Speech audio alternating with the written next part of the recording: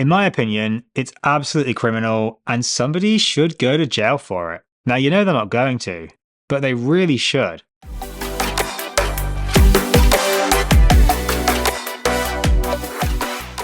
Now, if you've got absolutely no idea what the heck I'm talking about, I don't blame you.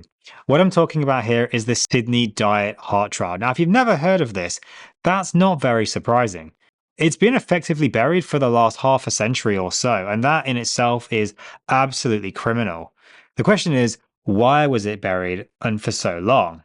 Well, we're going to discuss it in this video. Now, the Sydney Diet Heart Trial was done about 50 odd years ago, and it was essentially to try and prove that, again, cholesterol was the cause of heart disease and lowering cholesterol was a good thing. But actually, that's not what they found. Now, the question is this why it was buried, or was there another reason? The data was actually unearthed in a Sydney garage, of all places. Garage, however you want to say it. And it was basically found essentially in a pile of boxes, and the information, the data, couldn't even be translated by modern day computers because it was so old. You had to find some special software, I believe, to actually translate the information. And when they did, they found that what they were trying to prove actually wasn't the case at all. And what they were trying to do, which was effectively following the current, even modern day guidelines to lower cholesterol by taking out saturated fat from people's diet and putting back in unsaturated fat, actually made people worse, and it increased the risk of heart disease. And this was republished in 2013, about 50 years or so after the original study was actually done.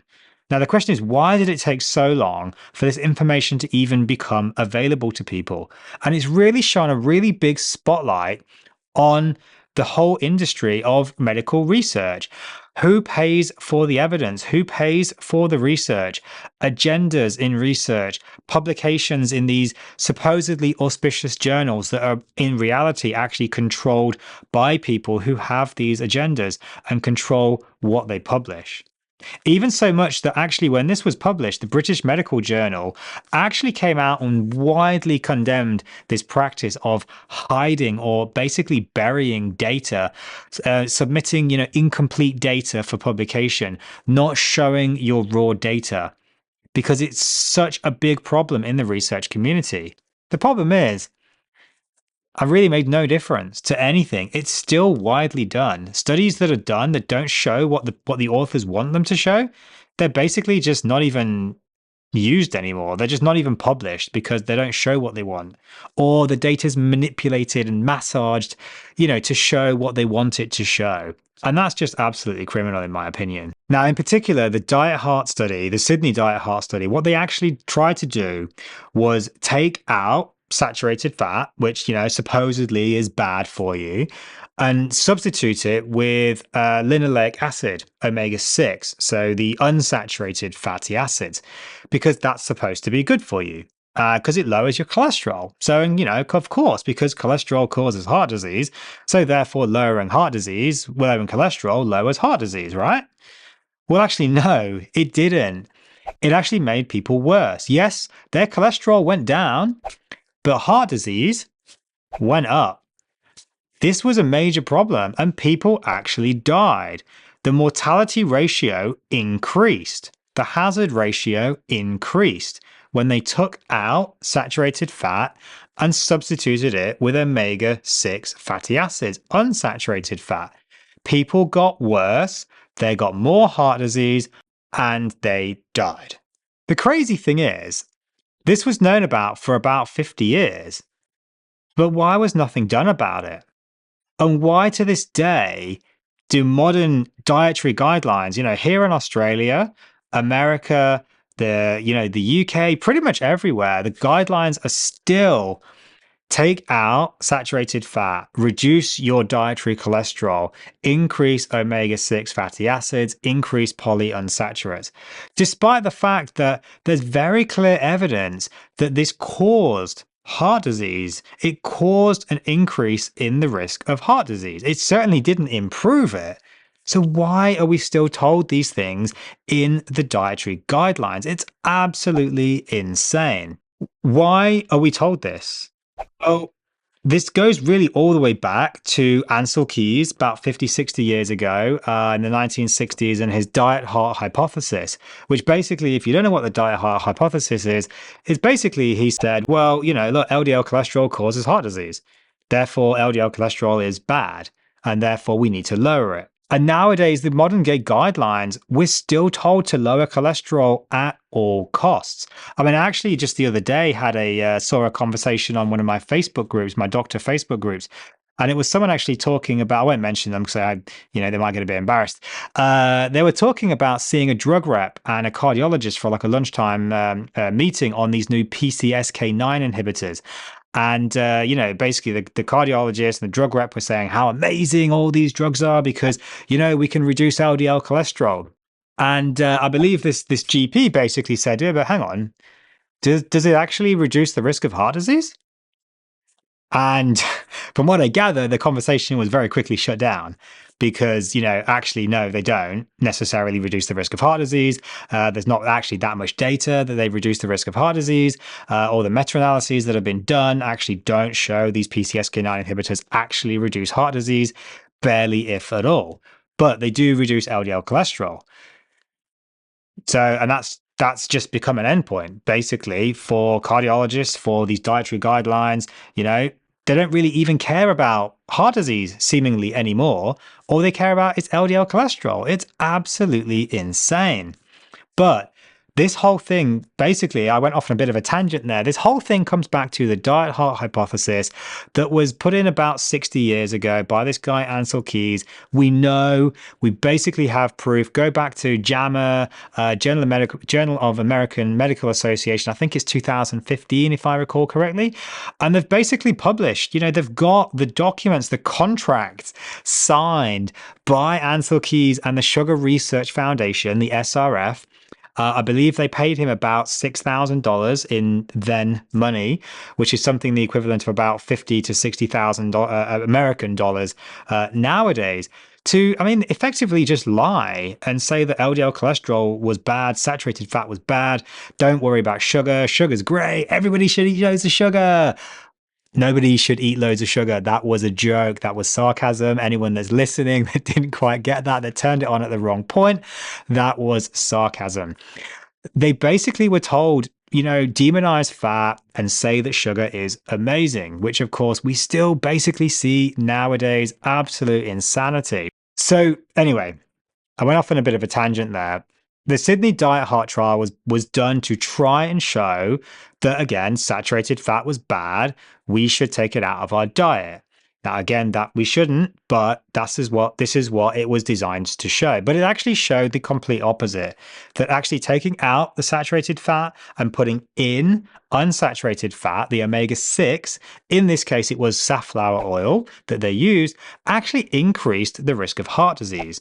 Now, basically, that's pretty bad. If you're trying to reduce the risk of heart disease, but you actually increase the risk of heart disease, yeah, something's not quite right there. Now, you would think this would be enough to show, well, hey, maybe LDL cholesterol actually isn't the cause of heart disease. Maybe something else is going on because you've quite literally proven that it's basically not, because when you lower it, your risk goes up. That makes no sense. If it was purely LDL cholesterol that was the cause of heart disease, the risk would go down. It's pretty simple. LDL goes down, cardiovascular risk goes down. Job done. Everyone's happy. Perfect. But that didn't happen. No, cardiovascular risk actually went up despite LDL cholesterol going down. But what was done about it? Well, seemingly very little, actually. Now, if you go back, it's kind of hard to actually really go back through the evidence, through the data. I tried to do as much research for this episode as I could, of course, and it's very hard to really find much of anything other than kind of, it seemed like the original researchers had just very little budget, very little funding, or they just kind of didn't know what they were doing. To be fair, it was, 50 odd years ago. Or I don't know, they didn't care. I'm not really sure which. I don't want to tarnish them with that brush, but basically it seems like they just kind of sat on the data and went, oh, well, don't know why that happened. Moving on, which is just absolute insanity. I mean, if you think back, 50 years ago, if we'd have known this, if we'd have been told this, that this study showed that LDL cholesterol going down did not reduce the risk of heart disease and, in fact, increased the risk of heart disease. Can you imagine what the playing field would be like now? We probably wouldn't have this, absolute obsession with LDL cholesterol and actually start looking at other risk factors. We know from things like the ARIC study that other risk factors like type 2 diabetes, stress, smoking, all these other ones are so much more of a risk factor than LDL cholesterol. Yet it's still the only one that we focus on. It absolutely, absolutely boggles the mind that this is still the case, but it still is the case.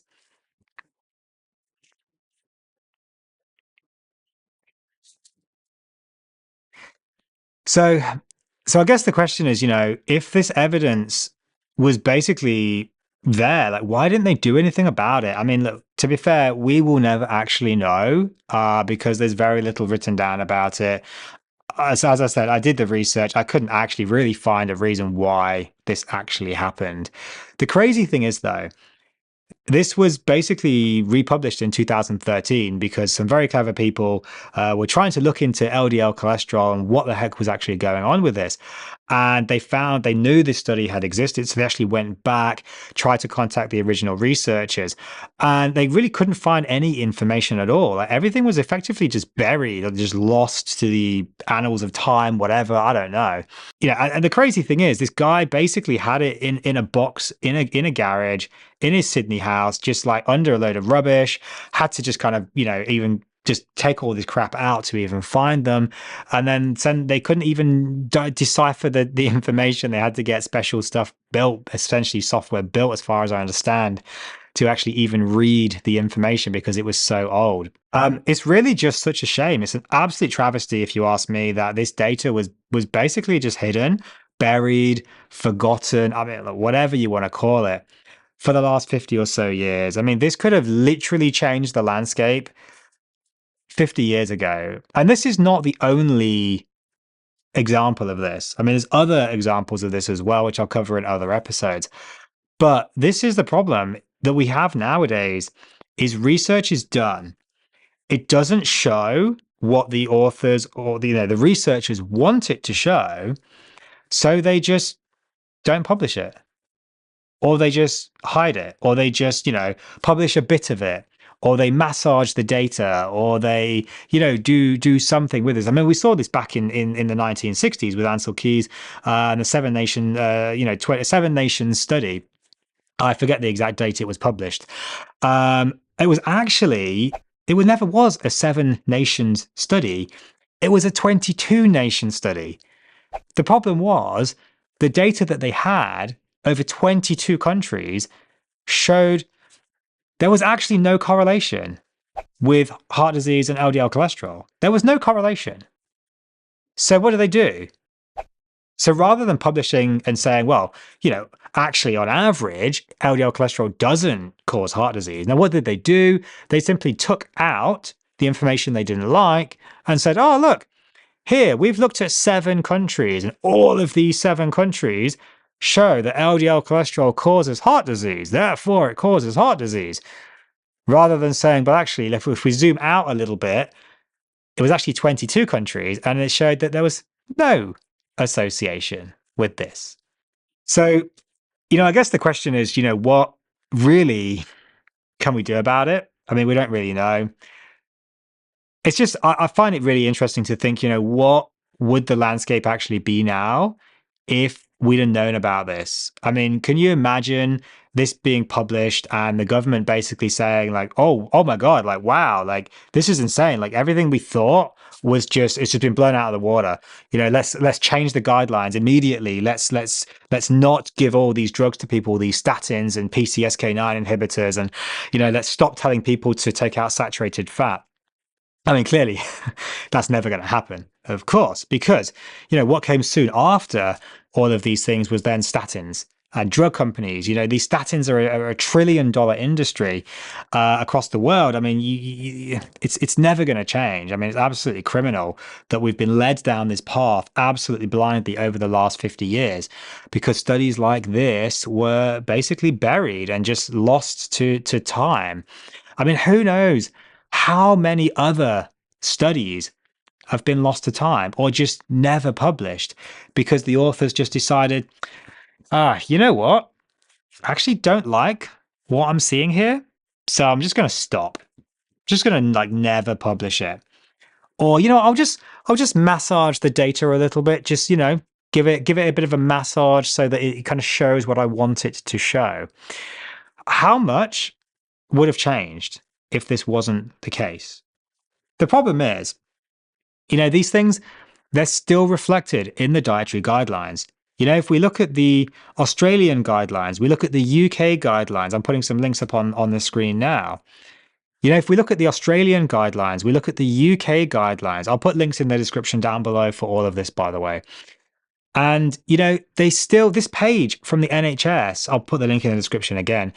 It still says we should reduce saturated fat. We should remove saturated fat from our diet and increase the unsaturated fat.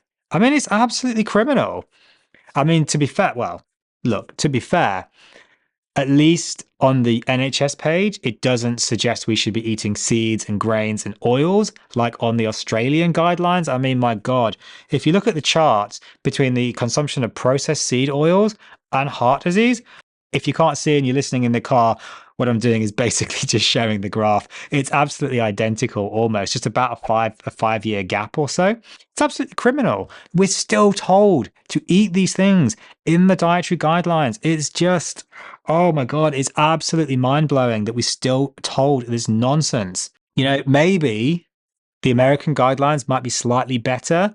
The American Heart Association actually did remove the advice. I think it was about 4 or 5 years ago. I'll put a link in the description down below. They removed the dietary, suggestion to reduce dietary cholesterol and saturated fat. But if you go on the American Heart Association website, again, I'll put a link in the description down below, it still tells you to reduce saturated fat, even though it's not in their guidelines anymore. It's just absolutely bizarre. It's absolutely bonkers that we're still told this nonsense. It's hard not to get irate with this stuff, and I apologize if I'm getting a little bit excited about it. I spoke about this in one of my previous episodes on the 4-month carnivore update. I had a bit of a rant about the dietary guidelines. Make sure you check that video out, by the way, if you haven't already. It's just insane to me that we're still kind of told, all of this stuff. We're still told that LDL cholesterol is the cause of heart disease, is the only thing that matters. Yet we've got so much evidence that that is just not the case. We've got so many other tests that we can be doing. The idea that something as complex as heart disease comes down to this one single test, LDL cholesterol, nothing else matters, is absolutely ridiculous. It's absolutely ridiculous. I mean, it's the epitome of arrogance and, I think, stupidity, a bad combination. The entirety of heart disease comes down to this literally one test. There's just one single number determines whether you're going to get heart disease or not. Yet, in reality, it doesn't. Because we see people all the time, like as doctors, I see people all the time who are having heart attacks with a very low cholesterol. I see people who have a very high LDL cholesterol who are perfectly fine. And they have a CT calcium score of 0. They even have angios of basically no blockage. Because, I mean, people are going to say, oh, yeah, but, a calcium score only shows, hard plaques. It doesn't show soft plaques. Yeah, but these patients, they have negative stress echoes. They go on to have angios because they have chest pain for various other reasons. Nothing ever found. Yet their LDL cholesterol is high. And now, of course, look, what are they then told? Oh, well, it's only a matter of time and, you need to go onto statins anyway. I mean, it's absolutely ridiculous. The thing is, we've got so much data and evidence that there's so many better markers to check for cardiovascular risk than LDL cholesterol, yet it's the one we still focus on.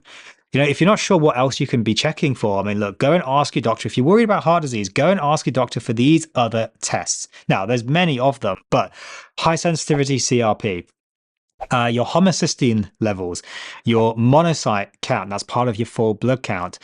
You should be asking for maybe ApoA1, ApoB, lipoprotein little a, LDL subfractions. What are your triglyceride levels? What are your HDL levels? What's your ratio of your triglyceride to HDL levels? What's your oxidized LDL level? All these other things are much better determinants of the potential for heart disease than LDL cholesterol. But still the one we focus on. I've ranted enough. Okay. I guess, I can't really blame doctors because they are just doing what they're told. And, I guess some people, just following orders. We heard that one before. But, I don't think doctors are really doing it on purpose. To be fair, I don't know a single doctor that's going to go out there and say to patients purposefully, well, you know what? I know that LDL cholesterol doesn't cause heart disease, but I'm not going to tell you the truth. No, I don't think many doctors are really saying that. I don't think there's many doctors out there saying, I'm going to purposefully treat you badly and not reduce your risk of heart disease. No, I don't think many doctors are saying that. I think most doctors out there, pretty much all doctors, I would hope, are saying, look, I'm doing what I think is right. I'm telling you what I know, or what I think at least to be true. The problem is the people that tell the doctors. That's where the problem lies. And this is a big problem in itself. I mean, I kind of went off on a slight tangent on this video. It's meant to be about the diet heart study, the Sydney diet heart study, and I've kind of gone off on a bit of a tangent, but I think it's worthwhile talking about. The question is really, who writes these guidelines? Who makes the evidence? And I guess this is the whole point of the video. Who makes the evidence? And who is funding that evidence? And this is where people like Nina Ticols, I've got her book here, The Big Fat Surprise. I've yet to read it, Nina, so don't be offended if you watch this. I've ordered it, and it's on my list of things to read. I think she talks about that a lot in her book. Who makes the evidence? Who funds the companies that write these things? Who funds the doctors? Who funds the government? And then who passes down, these guidelines, this information to doctors like me, to doctors who are maybe watching this video, probably saying, "Oh my God, this guy's crazy." I can't say that kind of stuff. Well, you can if you just do the research and you look at the evidence and you actually make yourself, understand, gain some knowledge. It's people like the drug companies. It's the Sugar Research Foundation, these sugar companies, these drug companies, these food companies. These are the ones that are sponsoring all of these events. Look, any doctor watching this, let me know in the comments below if you agree. I mean, I know you will. Every single conference, guideline, research, publication, book, everything basically that you go to as a doctor, that you look at to read, to try and learn, is sponsored by a drug company or a food company. Now, they're not always sugar, but they're basically food companies or drug companies, almost always drug companies, almost exclusively. Now, again, I was on Twitter the other day and I saw someone, a fellow doctor from the Sydney Low Carb Specialists, actually, shout out to you guys doing amazing work. Basically saying, look, they went to a, this educational event on low carb, effectively how to reduce heart disease, et cetera, and all these drug companies basically just plying these doctors with like sweet, sugary processed muffins, giving them a massive dopamine hit to try and forget that, these drugs are basically screwing people and they're bad, and forget that these drugs actually show very little evidence of working most of the time. And it also, then they give them that dopamine, they talk to the drug rep, they think of the drug, and then they get the dopamine hit from the muffin, from this processed sugary garbage that they're being fed. Now, basically, that's just how drugs work. They're going to associate that drug or that drug company with something that's tasty. Now, basically, tasty equals dopamine, and dopamine equals I think this is going to be good. It's the anticipation of pleasure as opposed to the actual pleasure itself. I'm actually going to do an episode on dopamine, so make sure you stay subscribed for that one. Basically, they give them the dopamine, they talk about the drug, bam, they put them together, and what happens? When the doctor thinks about this drug, they think it's really good because that's the dopamine. So the problem really, I don't think we can really blame doctors. I don't think the problem really lies with doctors. I think the problem lies with these companies, these drug companies, these food companies, government agencies, governments themselves, people like the American Heart Association, British Heart Foundation, the Australian Heart Foundation, or Australian Heart Association rather, the Australian Dietetic Society, all of these people that basically take the money from these companies, take the money from these food companies, and then just produce these absolute garbage guidelines that just really make no sense, completely ignore all the data that we have, and still keep feeding us this lie. I guess the real fundamental question is, what can we do about it? How can we fix this? How can we change it? Honestly, I kind of don't really know. I often say in my episodes, I say to my patients that medicine is like an oil tanker, or in fact, 100 oil tankers all stacked up one after the other. There's so much inertia in medicine that it's really hard to make any changes. The moment something changes, this new amazing piece of information, it takes decades to even get it through to guidelines. And then even when it gets into guidelines, it takes then decades for it to actually change clinical practice, because doctors, they like doing what they know. Even guidelines, they don't, it's not like they don't follow guidelines, but they're always a bit wary of new information because often they've been burned before with things like opioids and so on, so there's all that side of things as well. But I am going off on a tangent there. That's for another episode. Honestly, I think the best thing we can do is actually from a ground movement, groundswell, reading books like Nina's book, the Big Fat Surprise, actually doing some research, getting out there, learning about this kind of stuff, watching videos like this or listening to things like this in the car, listening to other doctors talking about them. Now, I'm not the only one. And I mentioned in previous videos, I'm no hero. I'm just trying to put stuff out there that people can learn from, start to question things, start to question what we are told. I think the other thing that we need to be encouraging patients to do, you guys to do, and to be fair, me when I'm a patient as well. Now, I actually welcome being questioned, and I'm not just saying that for the camera.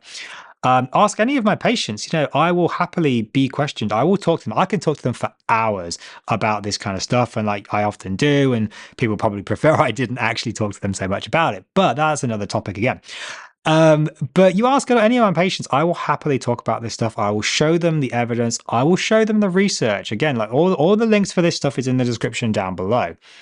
If a doctor is recommending you to go onto statins and they're saying it's going to reduce your risk of heart disease, ask them, how? Why? Where? Show me the numbers. Show me the numbers in me. Show me how it's going to reduce my risk of heart disease in my age group, in my demographic, with my set of conditions. If they can't show you that information, or at least they can't show you somewhat pertinent information, because look, we can't get that granular all the time. If they can't show you that for your kind of demographics that it's going to reduce your risk of heart disease, I think you need to ask them, why are you recommending me this treatment?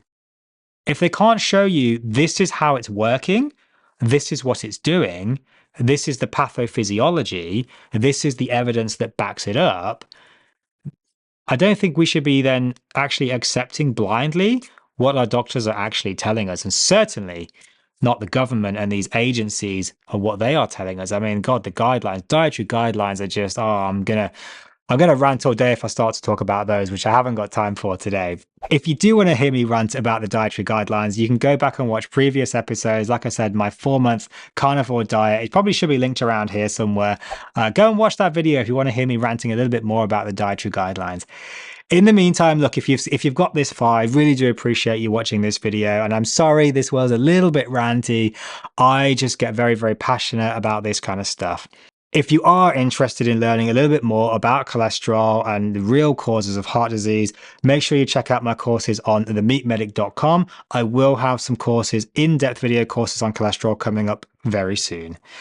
Thank you guys, and I'll see you in the next episode.